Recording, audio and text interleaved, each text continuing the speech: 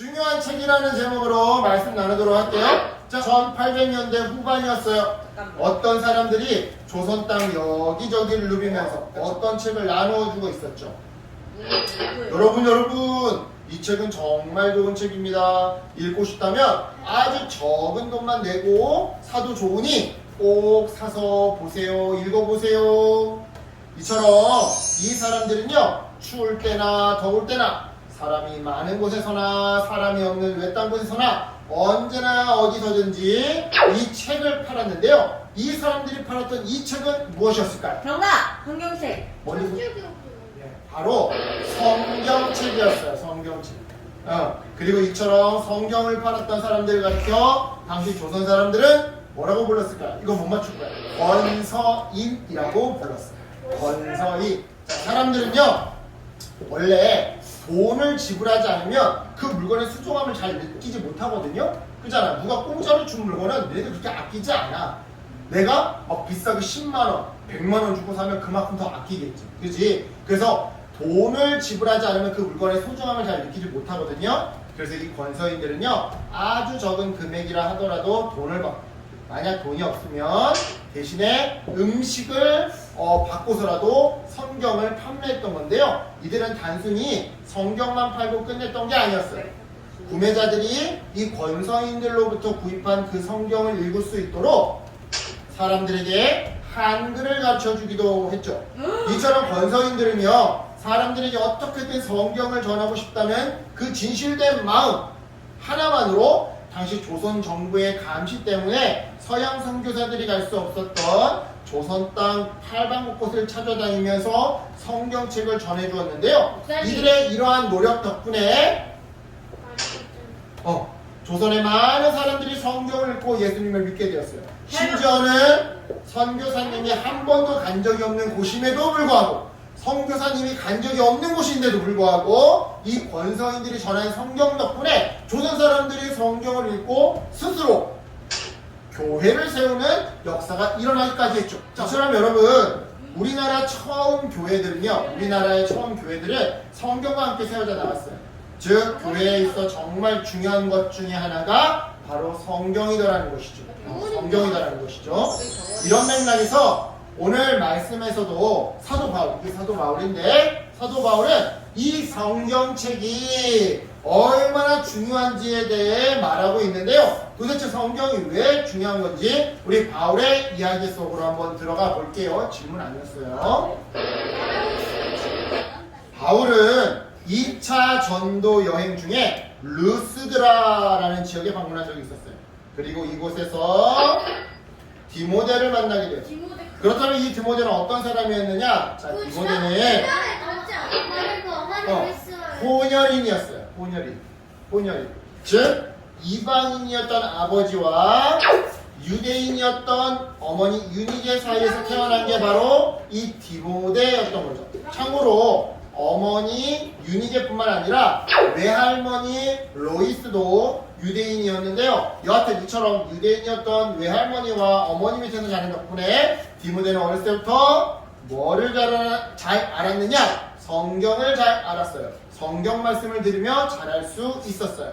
즉, 어린 시절부터 성경 말씀을 통해 하나님이 어떠한 분이신지를 듣고 알고, 또한 그 덕분에 하나님의 성품을 날마다 배워가고 닮아가는 사람으로 성장해 나갈 수 있었던 거죠. 그 결과 디모데는요, 주변 많은 사람들로부터 성품이 좋다며 칭찬을 듣곤 했는데요. 바울은 이런 디모데를 제자 그 이상의 마치 아들처럼 생각했어요.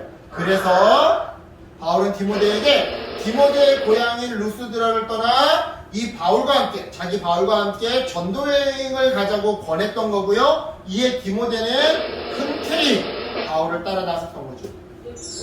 그러다 어느 날 바울이 에베소에서 복음을 전할 때였어요. 많은 사람들이 바울과 디모데의 전도로 예수님을 믿게 되었지만, 정작 그렇게 해서 생겨난 교회 안에서는 바울이 전한 복음이 아닌 다른 교훈, 잘못된 교훈을 주장하는 사람들이 나타나게 되었죠. 이에 바울은 에베소 교회 사람들이 다른 복음, 잘못된 교훈에 물들지 않도록 진짜 복음, 올바른 교훈을 가르치고 싶어 했는데요. 하지만 안타깝게도 그럴 수 없었어요. 왜냐? 하나님께서 바울에게 에베소 지역이 아닌 마케도니아 지역으로 건너가라고 명령하셨기 때문이죠. 그래서 바울은 하는 수 없이 아들처럼 생각하는 제자 디모데를 에베소 교회의 지도자로 남겨둘 수밖에 없었던 건데요. 이처럼 스승인 바울의 뒤를 이어 에베소 교회의 지도자가 된 디모데는요, 하나님의 말씀을 올바르게 가르치려고 노력했더랬어요. 왜요? 앞서도 말했지만 에베소 교회는 진짜 복음이 아닌 다른 복음, 올바른 교훈이 아닌 잘못된 교훈을 주장하는 사람들이 있었거든요. 그래서 디모데는 먼저 하나님의 말씀을 올바르게 가르치려고 노력했던 건데요. 하지만 이게 생각처럼 쉽지는 않았어요. 왜냐? 어떤 사람들은 디모데가 어리다고 무시했고, 또 어떤 사람들은 이미 다른 복음의 영향을 너무 많이 받아서 그 믿음이 심하게 흔들리고 있었기 때문이죠. 실제로 디모데의 노력에도 불구하고 디모데의 가르침이 아닌 거짓 선생들의 가르침에 한눈을 파는 사람들이 계속해서 발생했는데요. 따라서 디모데는요, 실제로 매우 힘든 상황을 보내고 있었어요. 그리고 이러한 디모데의 상황을 전해들은 바울은 디모데에게 용기를 주기 위해서 편지를 써서 보내주었던 거죠. 그 편지가 뭘까요? 오늘 본문이 바로 디모데후서예요. 그 편지가 디모데후서. 자, 특별히 바울은 이 디모데후서에서 그리스도인이 읽고 믿고 따라야 할 이 성경이란 도대체 어떤 책인지 디모데에게 다시 한번 설명해 주고 있어요. 자, 그렇다면 성경이란 어떤 책이냐? 첫 번째, 성경이란 하나님의 감동으로 만들어진 책이에요. 자, 먼저 바울은 성경이 어떻게 만들어졌는지 알려주고 있는데요. 바울의 설명에 따르자면 성경은 사람의 노력이나 사람의 지식이 아닌 하나님의 감동으로 만들어진 책이래요. 하나님의 감동! 그렇다면 여러분, 하나님의 감동으로 만들었다는 것은 무슨 의미인 걸까요? 사실 되게 어려운 말이에요. 그래서 최대한 쉽게 설명해보자면 그 안에 하나님의 뜻과 생각이 담겨있다는 의미예요. 사람이 사람의 생각과 사람의 지식과 사람의 노력으로 쓴다며 그 사람의 생각과 그 사람의 의도가 담기겠죠? 근데 성경에는 그 사람, 개개인의 의도가 아니라 하나님의 뜻과 하나님의 의도와 하나님의 뜻과 하나님의 의지가 담겨있다는 거예요. 다시 말해, 그 책 안에 하나님의 의지가, 하나님의 의도가 담겨있으면 우리는 하나님의 감동으로 쓰여진 책입니다 라고 말하더라는 것이죠. 여하튼 이처럼 성경에는 하나님의 뜻과 생각이 담겨있기에 성경은 사람들에게 지혜를 가르쳐주고 또 사람들이 잘못한 게 있으면 꾸짖고 그렇게 해서 사람들을 바른 길로 걸어가게 인도해 주는데요. 따라서 성경은요, 읽으면 읽을수록 우리를 성장시켜주고요, 또 매번 새로운 깨달음을 알려주는 거예요. 여러분, 아무리 훌륭한 책이라도, 아무리 똑똑한 사람이라도 매번 새로운 깨달음을 주지는 못하거든요. 하지만 오직 이 성경만큼은 하나님께서 주신 감동으로 만들어졌기 때문에 읽을 때마다 매번 새로운 깨달음을 우리에게 던져주더라는 것이죠. 자, 두 번째, 성경이란 구원에 이르는 지혜를 알려주는 책이에요. 사실 여러분, 우리는 모두 죽을 수밖에 없는 죄인이거든요. 하지만 하나님께서는요, 이런 우리를 위해 예수님을 이 땅에 보내주셨고요, 예수님은 우리를 대신해 십자가에 달려 죽으셨어요. 그리고 이처럼 우리를 위해 십자가에 죽으신 예수님의 그 크신 사랑 덕분에 우리는 구원을 얻게 되었죠. 즉 새로운 삶을 살게 된 건데요. 성경에는 이러한 구원의 과정에 대해 아주 자세하게 기록되어 있어요. 다시 말해 하나님께서 우리를 얼마나 사랑하시는지, 예수님이 왜 죽어야 했는지, 예수님을 믿는 사람들은 어떻게 되었고 또 우리는 어떻게 살아가야 하는지 등등 이러한 것들이 아주 자세하게 기록되어 있더라 이 말이죠. 따라서 우리는 성경을 통해서 하나님의 사랑을 깨닫고 믿음이 생겨나고 그 믿음으로 구원을 받게 되는 건데요. 이러한 과정이 바로 구원에 이르는 과정이에요. 즉 성경은요, 이처럼 우리에게 구원에 이르는 지혜를 알려주더라는 것이죠. 마지막 세 번째, 성경이란 선한 일을 하게 도와주는 책이에요. 자, 성경을 읽고 가까이 하잖아요. 그러면 어떻게 되느냐? 하나님의 말씀대로 살아가게 돼요.